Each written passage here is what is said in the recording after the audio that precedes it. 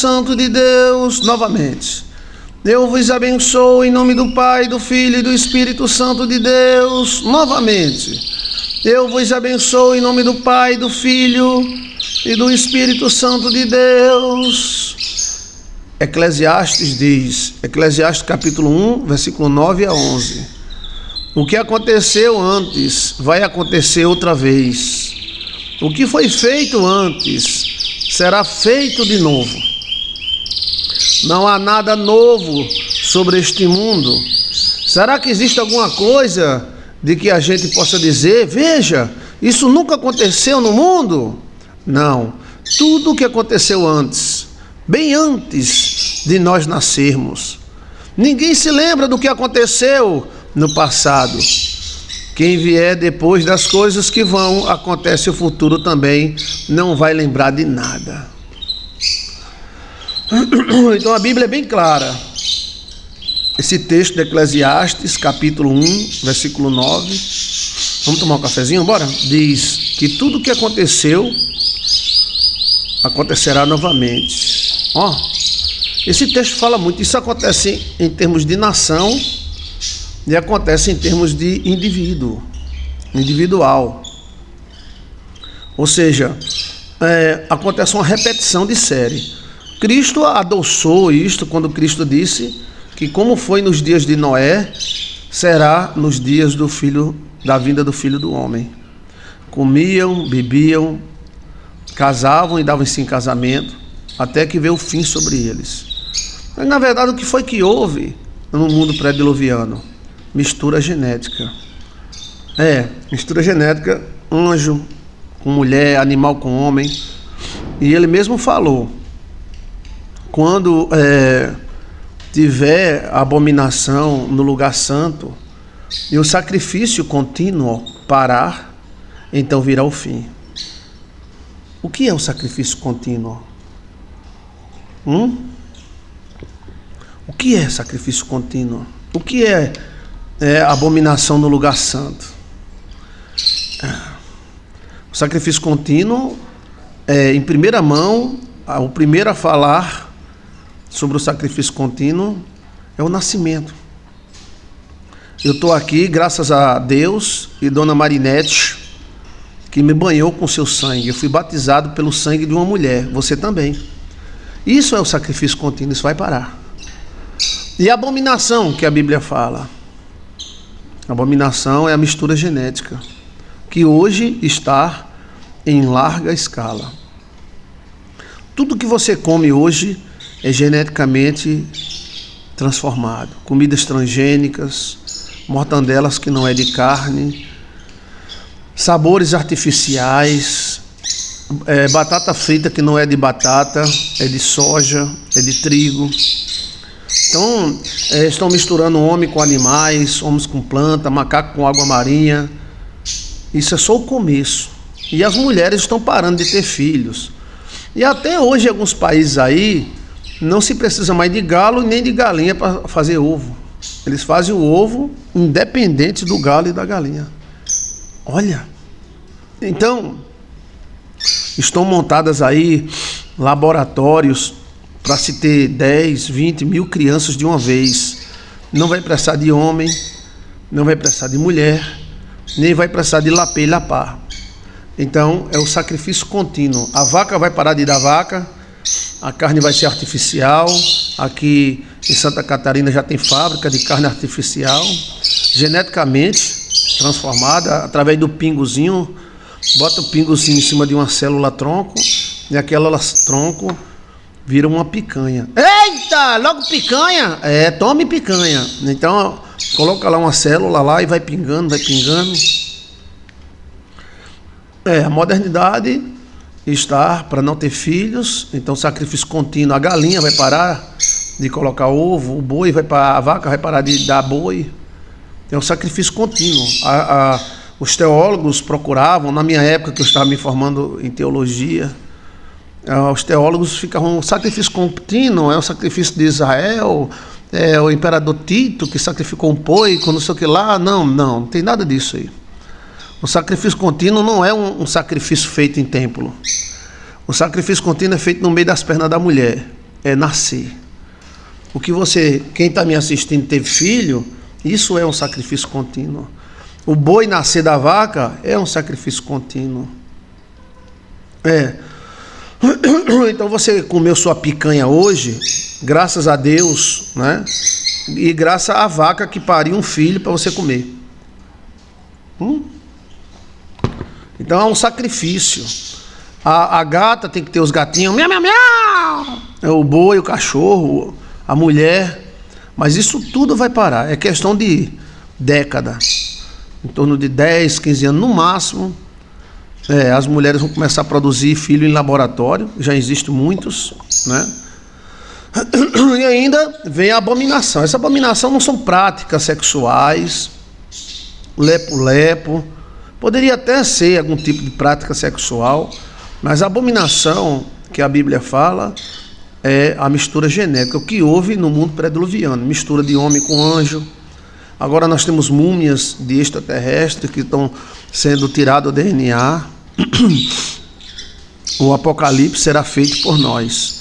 Veja aí no nosso canal, o Apocalipse será feito pelo ser humano, Joilson de Assis. Eu provo para você. Aquelas trombetas, tal. Tem até o Apocalipse interpretado como se fosse um sonho, Joilson de Assis. São uma série de 10 vídeos interpretando o Apocalipse como se fosse um sonho. E aí você vai ver que quem vai provocar o Apocalipse somos nós. Se Deus quisesse destruir nós, já tinha destruído. Você acha que nós somos tão fortes assim? As misericórdias de Deus são as causas de nós não sermos consumidos. A metamorfose ambulante, hoje, você pode ver uma pessoa hoje na academia, peito de silicone, bunda de silicone, beiço de não sei de quê, cabelo não sei de quê. Agora isso ainda é o começo, aqueles caras de Hollywood, com aquelas vitaminas que renovam, tudo metamorfose, tudo manipulação genética. Vai chegar um ponto que a gente vai procurar um ser humano sem manipulação genética, porque tudo transforma a nossa genética, a alimentação transgênica, os animais, até mosquito transgênico, nós estamos produzindo em larga escala. Eu estava olhando uma reportagem de um laboratório que produz mosquitos trantrãs. Nessa brincadeirinha nasceu a chikungunya, lascou muita gente. A chikungunya não existia. A chikungunya é a mistura do mosquito africano com o brasileiro. E tudo isso nós estamos caminhando para isso. Misturando peixe, os laboratórios estão com a gota serena. Misturando tudo. Isso já houve antes do dilúvio. Antes do dilúvio a Bíblia fala que toda a carne se corrompeu. A palavra corrompida não é lepo-lepo não, porque a gente só pensa em sexo. Naquela época o homem tinha 30 mulheres, 40 e dava conta de tudo. Mas não era lepo-lepo. E que corrupção é essa? Mistura de anjos com mulheres. Aí nasceu os superdotados. Os laboratórios parecem a porta do inferno. Eles produzem tudo e depois dizem que não fizeram nada. Então a Bíblia fala: o que houve no passado haverá no futuro. O que houve haverá novamente. Isso também vai para a vida de cada pessoa. Se há uma repetição, como a nossa igreja online trabalha com Lili, com o que, rapaz? Lili, libertação. Você pode pegar nessa repetição, você pode pegar e mudar a sua vida. Quem tem maldição tem repetição de fatos ruins na família e na própria vida. Ou seja, uma família que todo mundo é separado, uma família que todo mundo é lascado, né? Então isso, por que isso? Às vezes é uma promessa que a mãe faz, né? Às vezes é um pacto que o avô fez, aí lasca todo mundo. Pacto faz a pessoa nascer até sem membro ou com membros duplicados. Olha, interessante demais, né? Então, quando a pessoa vê o retorno acontecendo, o que aconteceu com sua mãe aconteceu com você, então você deve saber que tem uma maldição. E o que fazer? Um outro pacto. Orações, tem muitas maneiras de quebrar maldições. Veja aí no nosso canal como quebrar maldição, Joilson de Assis. Porque ela gera uma repetição infernal das coisas. A própria vida repete, porém a maldição repete só a parte ruim. Só a parte ruim. Até na política, nós somos muito brincalhão, a gente está brincando com fogo. Fica brincando com esses caras e esses caras querem lascar você. Nós já tivemos um governo em 1960 que deixou o Brasil passando fome. É porque a maioria das pessoas não gostam de história, mas a história é bom porque se repete. Já houve um governo como o MU em 1960. Era um cunhado e era são dois. E com isso os militares da época expulsaram os dois. Aí todos os dois foram para Nova York, foram para a Europa. Nenhum deles foi para a Venezuela. Depois voltaram de novo e se tornaram grandes políticos de novo. Então eles dificultaram a produção, dificultaram o dinheiro, o movimento do dinheiro, dificultaram tudo. O cara ganhar dinheiro, o cara tinha medo de ganhar dinheiro. É o que está acontecendo, né? Esses dois caras, que eu não quero citar o nome, eles bateram de frente. Um era genro do outro, cunhado, um casado com a irmã do outro. Aí eles começaram com moído lá para a banda do Rio Grande do Sul, tal. O Brasil passou fome, não tinha comida. Quem nasceu em 1960 se lembra. Quem é que está aí que nasceu em 1960? Independente de você estudar história. Então o Brasil só veio se levantar em 1980. A inflação chegou a galopar. Eles pregavam ódio aos Estados Unidos. Eles pregavam ódio, não sei o que lá. Amor a chega a vara. E o Brasil tome vara. Aí o Brasil passou uma fome de lascar. Mas nós somos campeão, né? Nós é campeão. E tudo morrendo de fome. Aí quando os militares, que tinham os caras faca na caveira, expulsaram eles, os dois foram para Europa. Foi para Europa. Não são como o MU, porque não foram para os países como o MU. Porque eles são destruidores. Eles não vão para esse lugar não, porque não dão margem a eles não. Passaram um tempo lá e voltaram em 1990. Aí começou tudo de novo. E agora começou moído de novo. Não é verdade? É ou não é? Hoje o cara tem medo de produzir. Por quê? O cara produzindo e os caras fazendo exame de próstata na pessoa. Por quê? Cadê? Uma sede, uma fome. Aí o Brasil, não fique brincando não brinque muito com isso não, que isso é muito sério. Eu sei que o brasileiro gosta de brincar com tudo, né? Mas aí 1960, dá uma olhada quem era o governo em 1960, 50, dá uma olhada, era dois caras, um cunhado do outro, um combinando com o outro, um combinando a irmã do outro, e aí vai, né? Mas aí acabou acabando com o Brasil, olha. E aí, 1970, 80, o cara para comer era difícil, tudo muito caro. A inflação galopava, 35, 40, 50% de juros ao mês. Aí agora, de novo. E era a mesma conversa, os pobinhos, os bichinhos, os pobinhos, os bichinhos. E aí, isso é na religião. A religião imita novamente. Ela tem, de vez em quando tem uma ascensão de Baal, de Moloque.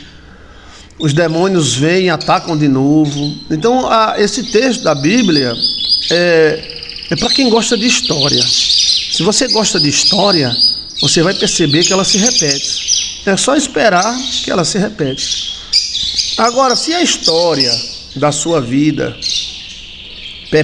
pessoal, está repetindo fatos ruins, divórcio, doenças, sinal. O maior sinal que a pessoa tem uma maldição é repetição de fatos ruins. Então você tem uma maldição na vida. Você vai ter que resolver esse treco aí, né? Mas o bom da repetição é que ela vai ir, vai e volta, é uma roda gigante. Você tem que pegar na hora e não repetir. Se você sair da bolha das maldições repetitivas, você muda toda a sua vida. No momento que uma mulher muda a vida, aí muda da irmã, muda da outra irmã. Mas a primeira pessoa que quebra a maldição, ela é muito perseguida, até pelas irmãs, pela mãe, pelo pai. Uma casa que ninguém casa, basta uma casar, aí as outras casam. E às vezes a segunda ou a terceira irmã ou irmão é mais beneficiada do que a primeira. Geralmente a primeira sofre muito, a primeira pessoa. Então veja isso, tá? O texto é bem claro. Será que não dá para nós entender? Isso é na vida, na religião, na espiritualidade, no mundo financeiro. Você tem que ver a hora que está descendo para depois pegar a carreira e subir. É como um carreteiro, né? Eu já dirigi caminhão também. A carreta, ela chega a 15 km por hora na subida. O carreteiro tem que ter paciência. Você está com 50 toneladas. Quando chega em cima, a segunda, a terceira, a quarta, a quinta. Tem carreta que é 12 marchas. A sexta, a sétima, a oitava, vai. Ela vai descendo. Você calibra, porque você vai ter uma subida. Calibra, bora! Aí o bicho já sobe. Por isso que é perigoso você andar na frente de carreteiro, que ele tá devagar, mas na hora da descida, aquela chega a 120, 150 km por hora. Olha, Então assim, você tem que ver na hora que tá descendo para pegar a corrida para subir. E mudar a sua vida. Qualquer repetição, se você não mudar, vai morrer nessa. Pastor, eu vivo sozinha, pastor. É outra coisa, para mudar tem que mudar. As pessoas querem mudar sem mudar. Quem está me entendendo? Eu já acompanhei pessoas que saíram da lama e foram para o trono. Umas foram embora, graças a Deus. Ou seja, continuaram no trono. Mas outras voltaram para a bosta. Por quê? Não souberam valorizar, não queria mudar. Como é que a pessoa quer mudar sem querer mudar? Aí volta tudo de novo. Tudo de novo. Mas Deus nos oferece libertação. Enquanto a gente viver nesta terra, é para você viver bem. Deus quer ver sua geladeira cheia e o seu coração cheio de amor, a sua mente cheia de pensamentos bons. Sonhar e não realizar é uma morte. A pessoa fica pensando.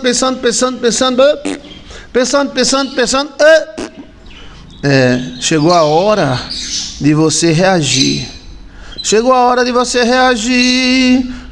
A vida, ela oferece mudanças. Agora, a pessoa quer mudar sem mudar. Tem que virar a chave. Ou vira a chave e enfrenta o leão, ou vamos viver como um rato, fugindo de maldições e pragas. Não. Chegou a hora de você enfrentar e dizer: maior é Deus que está comigo.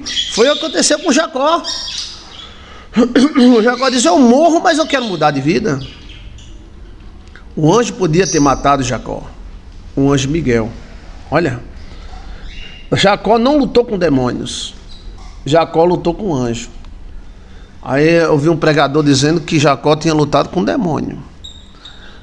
No final do culto eu disse: eu queria fazer uma pergunta para o senhor. Ele disse: diga, irmão, porque ele é sabidão, né? Esses caras são muito sabidos, eles sabem mais do que Deus. Diga, irmão. Eu digo: demônios podem abençoar uma pessoa? Aí ele ficou, que ele tinha acabado de dizer na igreja que Jacó tinha lutado com um demônio. A Bíblia fala anjo. Olha, ali era um territorial, não tinha nada de demônio. Então, às vezes nossa briga é para nos legalizar, tem alguma legalidade prendendo nós. Toda mudança tem perigo, né? Toda mudança, mas estagnar, morre. Estagnar. Está acontecendo alguma coisa? Nada. Nada, nada. Nada, nada, nada, nada, nada, nada, nada não. E tudo passa. E você fica olhando navios e fica olhando os outros felizes, não é feliz. E tudo passa. E você com a boca escancarada, cheia de dente, esperando a morte chegar. Nada. Deus colocou você nesta vida para viver. Agora, esse comentário é interessante. Tem mudanças que são ruins, mas nós estamos falando da mudança boa. Mas se a pessoa não fizer a mudança boa, a mudança ruim vem inevitavelmente. Eu pergunto para vocês, se eu me trancar dentro de um quarto, a velhice não chega não? Se eu não sair e ficar com medo de cagar, o tempo não passa não? Vai passar. A vida vai mudar, independente de você querer ou não. A idade vai chegar, os cabelos brancos vão chegar, a velhice e a morte chegará para todos. Então, Deus quer que você mude, e mude para melhor. Nada de ruim. Deus não tem nada a ver de ruim. Eu vim para você lascar você e arrebentar você. Não. Eu vim para que vocês tenham vida e a tenha com abundância. O destino é o final do caminho que nós tomamos. Então, qual é o caminho que você toma? O destino programado depende. Eu acho que o evangelho da predestinação é um erro teológico pior que tem. Eu preferia ser de qualquer outra religião, menos da predestinação. Não estou dizendo dessa água eu não beberei, que eu posso até beber, depende da sede. Mas eu estou dizendo assim, que o evangelho da predestinação de João Calvino, para mim, é a pior heresia que existe. Porque aí Deus seria culpado de todas as nossas misérias, fracassos.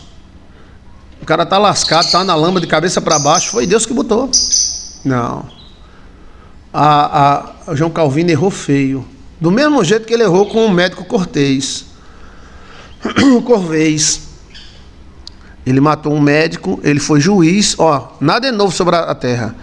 Ele foi advogado de acusação, juiz e promotor de um médico que disse que o coração tinha dupla circulação. Não tem nada a ver, rapaz. Calvino era advogado e era teólogo francês. Não tem nada a ver com medicina. Ele vai se meter na medicina e diz que um médico disse que o coração tinha dupla circulação. Então ele matou o médico. Em nome de Jesus! Foi uma cagada cósmica. Essa mesma cagada que ele deu na teologia da predestinação. A teologia da predestinação é uma cagada cósmica. Se houvesse a predestinação fatalista ou sem ser fatal, aí Deus seria culpado de nossas misérias. E Deus não é culpado. Ele disse: eu vim para que você tenha vida. Deus não fez destino mal para ninguém. Deus não fez destino mal para ninguém. Nós é que escolhemos os nossos destinos e às vezes o destino dos nossos filhos. É porque a gente planta espinho querendo colher banana. E a gente não admite que nós errou. Não admite. O cara chega no final da vida e não é nada na vida, mas também ele não fez nada na vida para mudar nada na vida. Aí ele disse: foi o destino. Não foi o destino, foi que você não fez nada na vida. Pastor, eu não casei porque eu tinha medo de separar, eu não tive filho porque estava difícil, eu não caguei porque não tinha como limpar. Então você não fez nada na vida. Tudo que o homem plantar, isso se fará. Agora, o destino programado é o seguinte: às vezes a pessoa faz um feitiço e coloca o filho, oferece ao diabo o filho. Aí esse destino está programado, mas para o mal. Aí vem a libertação e quebra. Por incrível que pareça, nós fugimos disso. Porque o nosso destino depende de muitas coisas. Da sorte, de Deus, dos pais.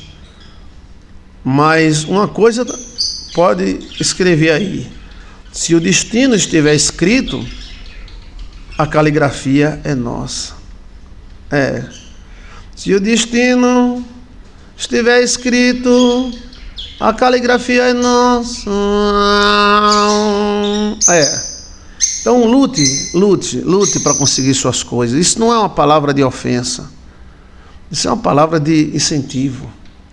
Jesus vai te ajudar. Existe esse negócio de repetir. Mas tomara que repita fatos bons na sua vida. Fatos ruins? Olha, tem que dar a virada de chave. Ótimo, obrigado pelo comentário. Porque o destino exige a virada de chave. Veja aí, sorte, tudo sobre a sorte. Joilson de Assis. Nós pregamos a libertação, acreditamos nela. Acreditamos que você pode ser feliz. Não é porque você é bonzinha, tá lá pra palestra, coisa mais linda do mundo, não raspa nem o sovaco. O sovaco parece com o do lobisomem. Não. Você vai ser feliz porque Deus te ama. E Deus vai libertar você de toda e qualquer corrente. Jesus disse: eu vim desfazer todas as obras de Satanás. Então, olha esse texto. Isso acontece em tudo, como eu lhe falei. Acontece no país, acontece na política, acontece em tudo. Em tudo. Vou citar só um exemplo político da história. Eu gosto de história. Valdemir sempre diz: pastor, o senhor é um professor de história, que ele gosta de ouvir as histórias. Olha bem, encontramos aí Portugal. Por que a Holanda entrou em Portugal? Por que a Holanda tomou o Brasil de Portugal? Primeiro, o príncipe de Portugal era jovem. E segundo, existia uma nobreza muito cara. A nobreza mais cara do mundo da época era de Portugal. Era tanta bolsa para limpar a bunda, bolsa para cagar, bolsa para mijar. Bastava você ser um nobre e você recebia uma sacolinha de dinheiro do governo português. 1.600. E aí o Portugal começou a pedir emprestado e nada produzia. Os navios que Portugal produzia era da Holanda, era de outros países. O dinheiro que Portugal usava era dos judeus, mas eles odiavam os judeus, certo? E eles tinham o Brasil, tiraram muito ouro do Brasil, mas muito ouro do Brasil, e queimaram tudo. Tanto Portugal como a Europa inteira viveram muito bem com o ouro das Américas. Obrigado. 1500 a 1600, eles nadaram no ouro. Ouro de Machu Picchu, ouro da América Central, ouro do Brasil. Eram 30, 40 navios de ouro tirados. Então a turma limpou a bunda com ouro.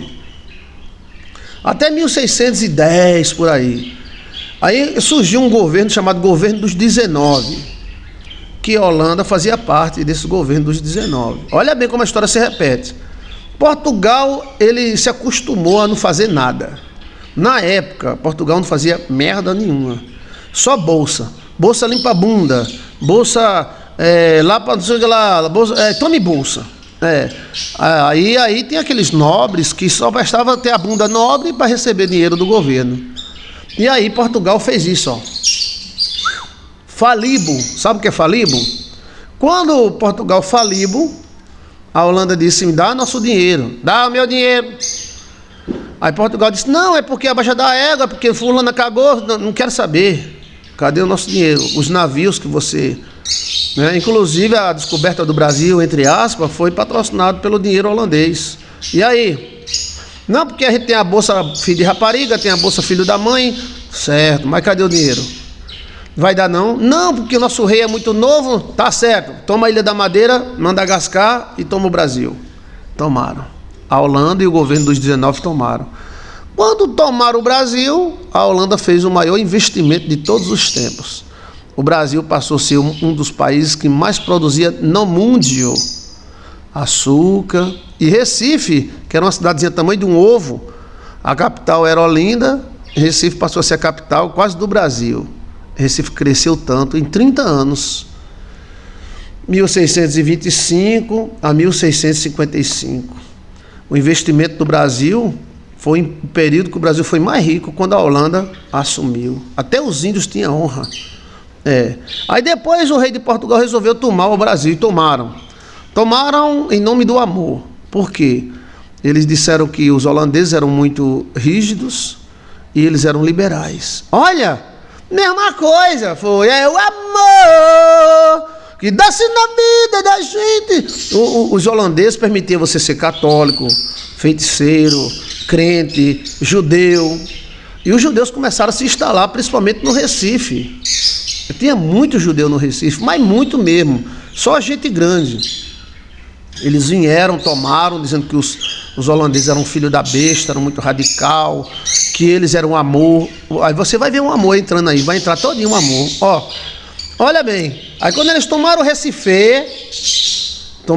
em 1655, ó, batalhas Guararapes, meteram espada nos holandeses, tomaram tudo. Aí o amor português começou a tomar as coisas dos judeus.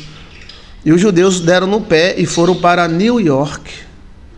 E fundaram a linda e maravilhosa New York, que tinha 1.800 pessoas. Minha família judia, ó, Deus abençoe. Só que minha família judia vem do Serafadim, já é da Segunda Guerra Mundial, fugindo da guerra. Então, mas não é dessa época não.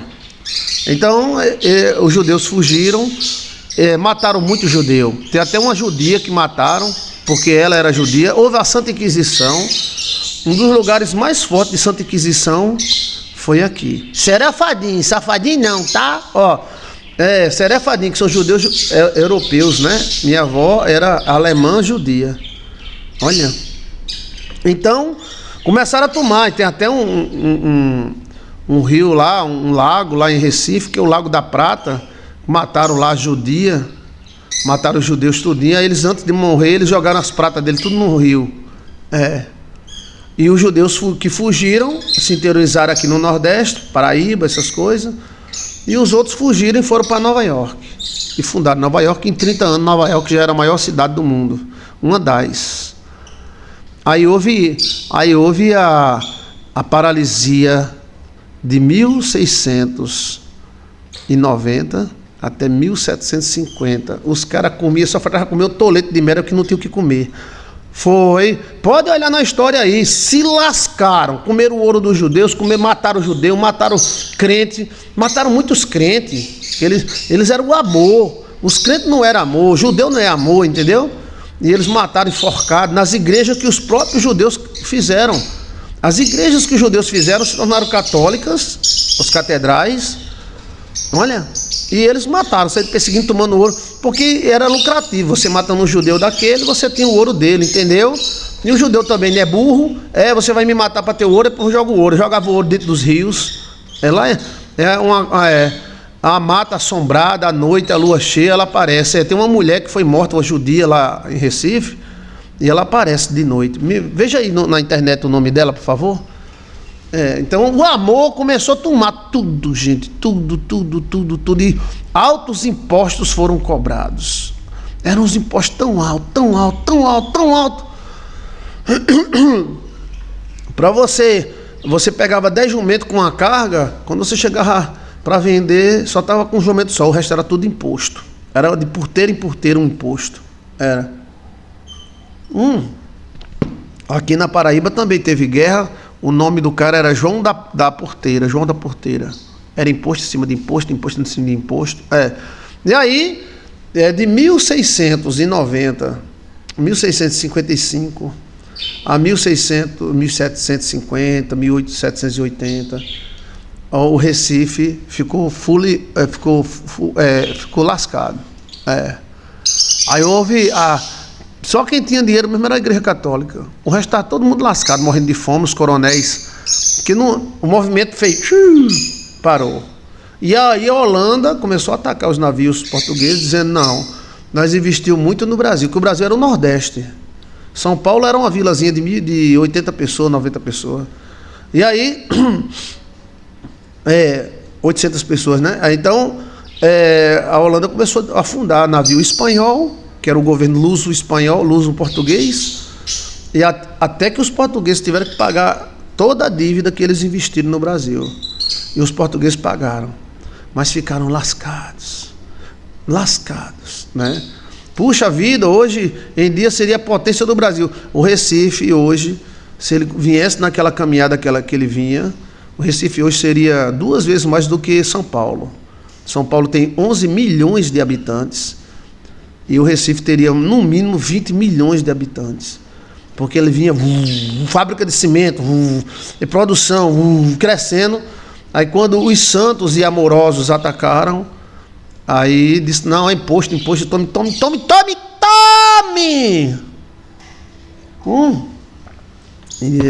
Então a história se repete. A importância da história é essa. Na Bíblia nós encontramos a história dos pré-diluvianos. Nos livros antigos mostra relacionamento com anjos. E quando a mulher daquela transava com um anjo, ela tinha um bebê misto. O bebê nem era anjo, nem era humano, eram os dois. Então eles se tornavam super guerreiros, super famosos na época. Depois do dilúvio ainda houve alguns filhos de anjos, como Aquiles. Aquiles era um filho de anjo. Um anjo pegou a mãe de Aquiles. Aquiles era híbrido. E há também desconfiança que em Israel exista híbridos. Os alemães consideravam os mestres de Israel híbridos. Mas aí Aquiles, na história, a mãe dele disse que transou com um anjo e engravidou. É Aquila. É Aquilo. É Aquilo? Ele é macho, né? Não é Aquila, não é Aquilo. E aí, hoje está acontecendo a mesma coisa. Nós estamos tirando DNA de múmias, gigantes. Você acha que esses caras não estão usando em laboratório? E outra coisa, o sangue de Cristo. O sangue de Cristo, Jesus, nos liberta de todo o pecado. A cruz do Calvário é o começo de nossa história. A palavra de Deus é a nossa arma de guerra. Então, o sangue de Cristo foi encontrado pelo Ron Eiter. O sangue de Cristo tem 47, um cromossomo tem quantos? 23 com 23, 46. Então, o cromossomo normal de uma pessoa é 46. O cromossomo de Cristo é 24. 24. 20 de mulher, 23 de mulher e uma de um homem desconhecido. O sangue de Cristo, a base é de ouro, não é vermelha. O sangue de Cristo não é vermelho. E é dourado como mel. E é como fosse de um extraterrestre. E outra coisa, que o sangue de Cristo não coalha, não morre, ele não apodrece. O Evangelho já apontava para o sangue de Cristo como testemunha viva, né? E os caras da Alemanha viviam atrás do sangue de Cristo. Então é claro que eles vão usar, né?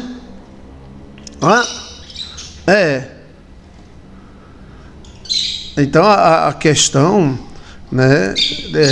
Os híbridos, ninguém conseguia vencer um híbrido. Aquele Aquiles, ele matava 10, 30 homens e ia tomar café. Aí os caras falam que é inseminação de extraterrestre. Pode ser que o demônio é um extraterrestre. E aí, no mundo pré-diluviano não houve isso. Quando a Bíblia fala que todas as pessoas corromperam o seu caminho, a gente pensa logo numa suruba, no cabaré, todo mundo dando para todo mundo. Também houve isso, né? Havia cultos sexuais. Mas não era isso. Esse corromper o seu caminho é a genética. Deus teve que resetar. Aí hoje existem abelhas, existe tanta coisa para mudar a nossa genética, né? Na verdade os demônios são extraterrestres, são. Você que não é extraterrestre, porque você é filha de Adão e Eva. Então o que houve no passado está nas nossas ventas aqui, ó. O DNA vai abrir, vai nascer superdotados. Tem superdotados sem ser extraterrestre, como aquele Vivaldi. Aquele Vivaldi é um superdotado. O rapaz que criou a internet e a corrente alternada, Nikola Tesla também. Acredito nisso, pastor, e no Santo Grau. Eu também acredito no Santo Grau e acredito nisso aí também. Então, tudo haverá novamente. Mas qual é a nossa popó? Sabe o que é popó? Postura. Perante tudo isso, é sobreviver e viver. Perante as misérias do mundo, você tem que seguir essa lei. Sobreviver e viver. Você não consegue mandar nisso. Isso é algo que foge do poder das nossas mãos. Você não consegue reter o mundo. É necessário você saber que isso vai acontecer. A Bíblia diz, é mistério que isso aconteça, ou seja, é inevitável. Isso é inevitável. É claro que um país não vai parar de produzir negócio em laboratório, o outro estando produzindo. Se um produz, outro produz. Se um produz, outro produz. Daqui a pouco a gente vai ter cachorro misturado com elefante, homens misturados com cachorro, homem e cachorro. Eu sei que tem muito homem e cachorro hoje. Tem. Então a alma desse pessoal será como? E gigantes. Já descobri espermatozoide dentro de gigantes vivos. Olha, então vou pegar uma mulher. Gente, se eu fosse um dono da terra, eu fazia isso. O cara pega uma tumba de um gigante, ainda tem espermatozoide dentro do testículo dele. Tira na hora, traz uma mulher aí, tome. Vamos ver esse gigante com as qualidades que ele tem. Olha, estão desenterrando tudo, gripe espanhola, tudo.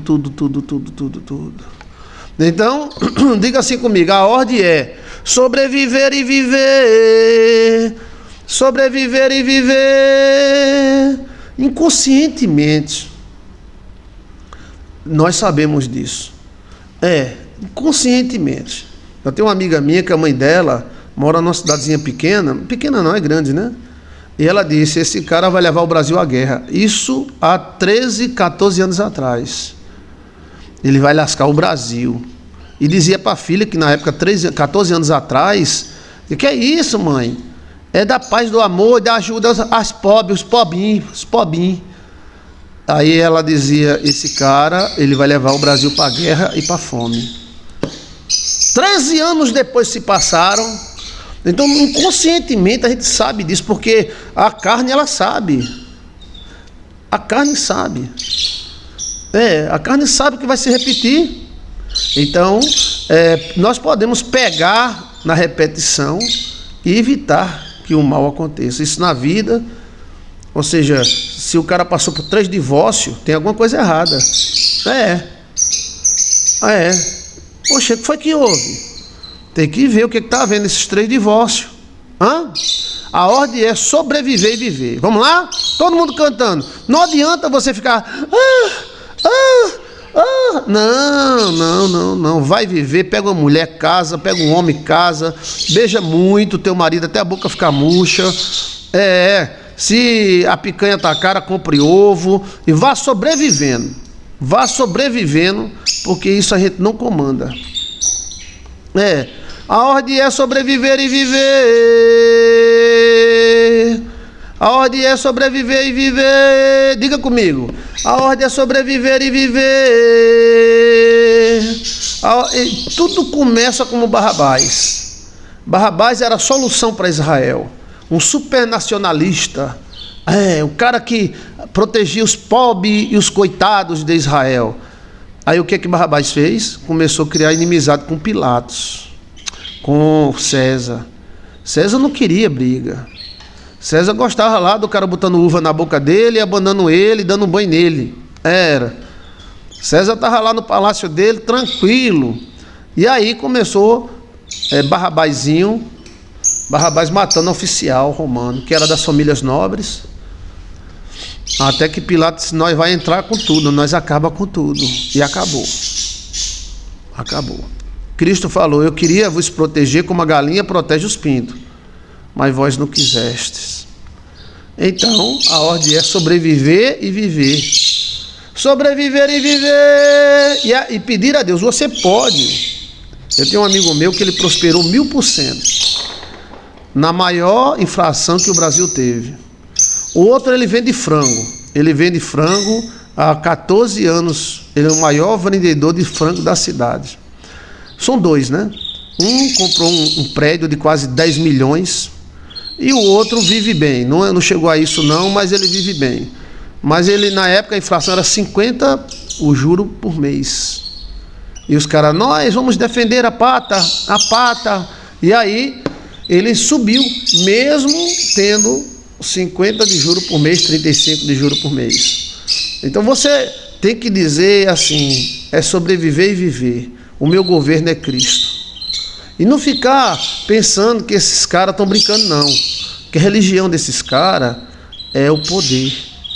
Se eles puderem matar a mãe, eles matam. Esses caras de fora, daqui não, é lá de outros países. Então assim, não adianta se admirar. A coisa tá feia, mas você tem um Deus. Então a ordem é sobreviver e viver. Sobreviver e viver. Sobreviver e viver. Não vai haver mais reset. Então Deus não vai fazer mais reset. Entendeu? É sobreviver e viver bem, enquanto nós pode. A palavra de Deus é esta, as coisas se repetem. Mas você tem que bater no... o cara chegou e disse, pastor, meu pai era um grande agricultor, era um fazendeiro. Tomou cachaça, arrumou uma mulher e ficou pobre, certo? O meu avô também aconteceu isso, certo? No meio da conversa, ele começou a dizer que tinha um amante. Tá começando de novo a repetição. Os demônios que atacaram o avô, o demônio que atacou o pai, agora está começando a atacar ele. O avô arrumou uma outra mulher, a mulher deixou ele só com cirola.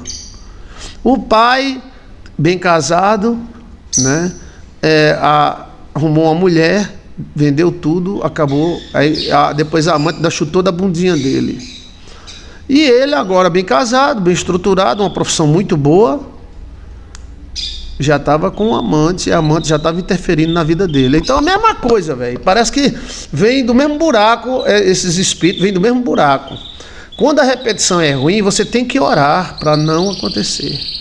Quando a repetição é ruim, você tem que orar para não acontecer. Doenças. Você não pode aceitar as doenças da sua família. Você tem que dizer, está repreendido, Satanás, eu não nasci com isso. A minha hereditariedade é de Cristo. Né? Porque teve que haver um reset no dilúvio. Porque o ser humano estava misturado com anjo, com bicho, com cavalo. E segundo informações que eu tenho, privilegiadas, havia mutações provocadas por anjos. Mistura de homem com animal, com cavalo, com bicho. O ciclo ruim se repete, se repetindo, exato, exato, Leonice. Então ele tem que pegar isso aí, tá entendendo? Ele não despertou. A conversa dele, quando o pastor, ele tem que ouvir mais do que falar, né? A gente fala aqui na live, né? Mas quando estiver falando com alguém, você tem que ouvir mais do que falar. O avô se lascou com a amante, deixou só de cirola. O pai se levantou, pegou uma fazenda, casou com uma filha fazendeira, mas aí arrumou um amante, também a amante ferrou ele. E agora esse outro rapaz não tem fazendas, nada, mas ele tem uma profissão muito boa, ele ganha muito bem. E ele é bem casado, só que já chegou a amante, e a amante já chegou querendo tomar ele. Então vai acontecer tudo de novo se ele não se ligar. Entendeu como é a coisa? Então tem que fazer um voto, um pacto, tem que fazer alguma coisa. Gente, você tem que se ligar em você e pedir a Jesus Cristo que tenha misericórdia de nós. Eita, pastor, ele já perdeu 2 fazendas, a família, né? O avô, o pai. Agora ele não tem fazenda não, mas ele tem uma profissão muito boa. Mas essa outra mulher aí pode complicar o caminho dele, né? Uma mulher ruim complica a vida do homem, não complica? Basta dizer que deu uma tapa, lascou, né? Então, existem círculos no mundo. Quem observa o mundo, vê isso. Círculos de amizade, círculos de inimizade. E pedir a Deus paz, porque você tem filho, você tem netos, você quer paz ou não, né? Mas estava se repetindo. Cristo falou, como foi nos dias de Noé, será nos dias do final do tempo. Qual é o maior sinal? Como foi? Mas só que Cristo codificou. Ele codificou. A gente pensa que era casar e dar em casamento. Nunca foi pecado dar no casamento, nem casar e nem dar em casamento. Nunca foi pecado. Esse casamento aí que Cristo falou no original mutações. É o casamento do homem com um cavalo. Você pega o DNA de um cavalo e mistura com o DNA humano. Pega uma planta e coloca a planta dentro do ser humano. Um besouro. Tem DNA que eles estão querendo tirar do vagalume. Por que eles querem tirar do vagalume? Ninguém sabe por quê. Então assim, olha, essas questões vão se repetir tudo de novo. E os sábios se multiplicarão. Olha, dentro de 200 anos nasceram tudo isso que a gente tem. Televisão, internet. Eu estou agora falando para 8 países. Olha, quem inventou isso? Nikola Tesla, né? Olha, o DNA vai abrir, vai vir informações de fora, tá? Hoje, pastor, tem muitas crianças que parecem um ET. Ninguém sabe por quê. Eles estão mexendo no DNA das crianças, né? Há uma mutação no tamanho da cabeça da gente, né? Os médicos geneticistas apontam para isso. A mutação de DNA. A primeira mutação, mas é lenta, é na comida. A água que você bebe tem cloro, tem zinco, alumínio. A comida que você come toda é transgênica, o arroz que você come transgênico, o macarrão que você come transgênico, o cuscuz que você come transgênico. Agora vem a carne artificial. Antigamente era só a mortandela. A mortandela antigamente era tão boa, eu amo mortandela. Mas por que eu não gosto mais hoje? É porque eu acho que não é mortandela, eu acho que é algum tipo de uma comida que os caras fazem, endurece, fica parecendo carne. Será que tem tanta carne de boi assim para fazer tanta mortandela? Para fazer tanto presunto? Da onde eles tiram tanta carne? Será que é carne? Pesquisa, gente, pesquisa. Aquele presunto que você compra, presunto tal, que tem aquele gostinho de carne gostoso. Será que é carne? Então isso vai aumentar muito, tá? Até as frutas estão ficando plásticas, né? Então a abominação para Deus era abominação. O enxerto e o castramento na Bíblia é proibido. O enxerto. Não haverá planta enxertada. Então a laranja Bahia é o enxerto mais famoso que tem, a laranja Bahia. A laranja Bahia é um limão com laranja. Aliás, a laranja Bahia.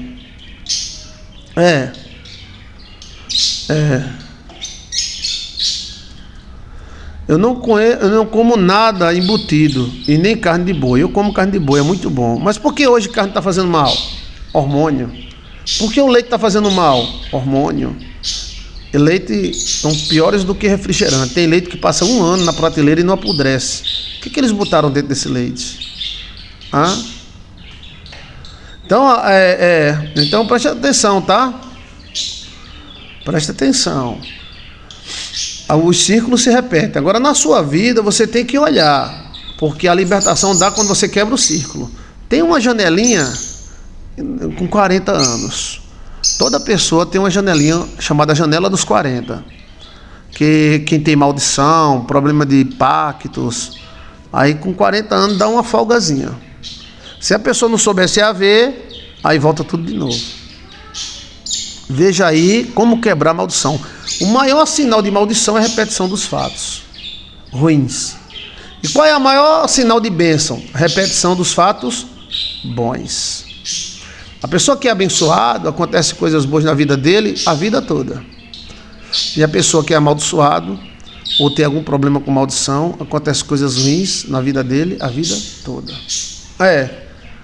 Então preste atenção e vamos buscar a libertação.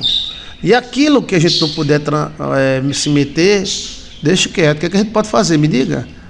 Agora eu quero que você que está do outro lado diga 2 coisas comigo. A ordem é sobreviver e viver.